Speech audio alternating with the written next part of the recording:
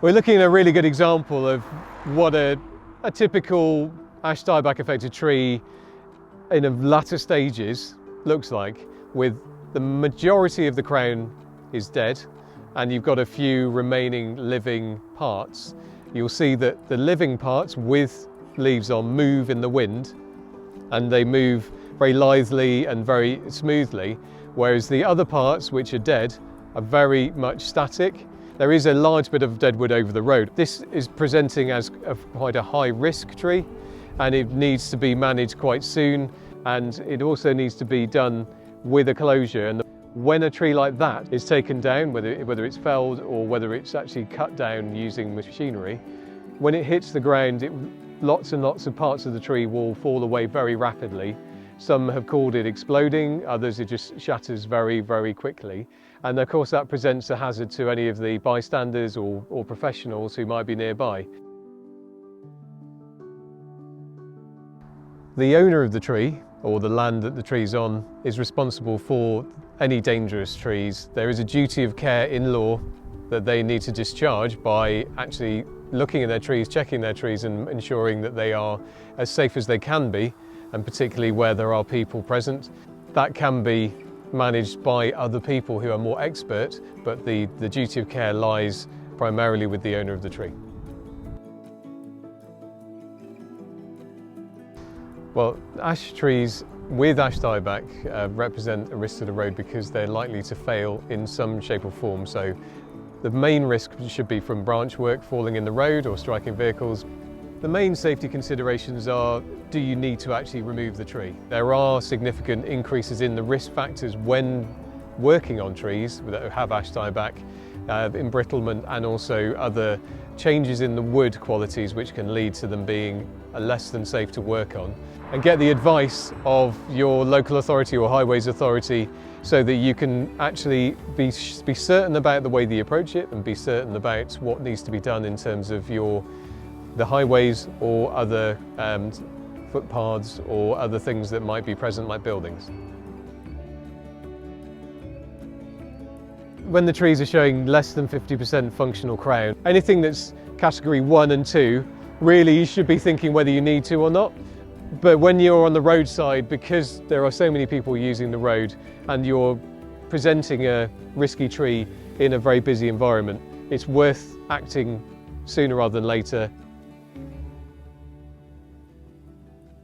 Roadside work is best done by using equipment, and it's best done by the professionals with tree shears or grapple saws, because the trees are readily accessible from the edge of the highway. There's no need to be doing it manually, or at least with a chainsaw, when you can bring in a machine to do it, and you can do an entire stretch of trees in no time at all. So it makes no sense to be using a chainsaw. I'm standing on a very busy roundabout above the A428.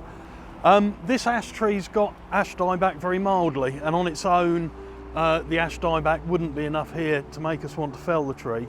Unfortunately, it does make the trees vulnerable to secondary infections from other fungal attack, and this is in a notice. That's this year's a fresh one. That's one of last year's that's dropped off.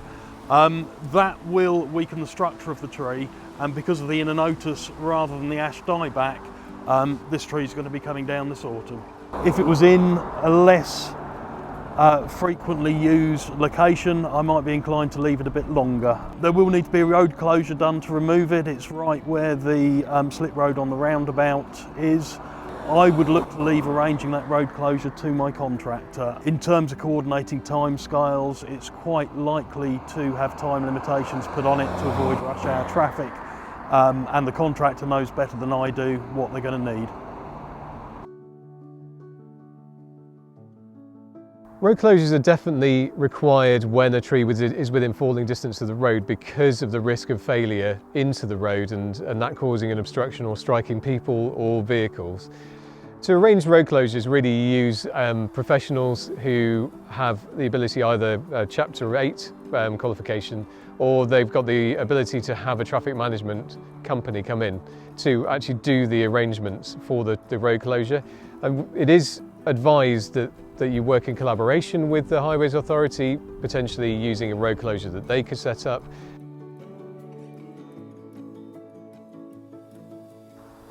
For farmers to save money on managing trees, they need to be working together with other landowners. They need to be going to look at their trees as early as possible so that they can take a proactive approach to actually managing the trees in a timely manner. The longer you leave it, the less safe the trees and the harder they are to work on. But working with a professional will save you time and money, because they will be able to schedule it all for you and allow you to make a better plan and to get that tree or those trees managed in good time and safely.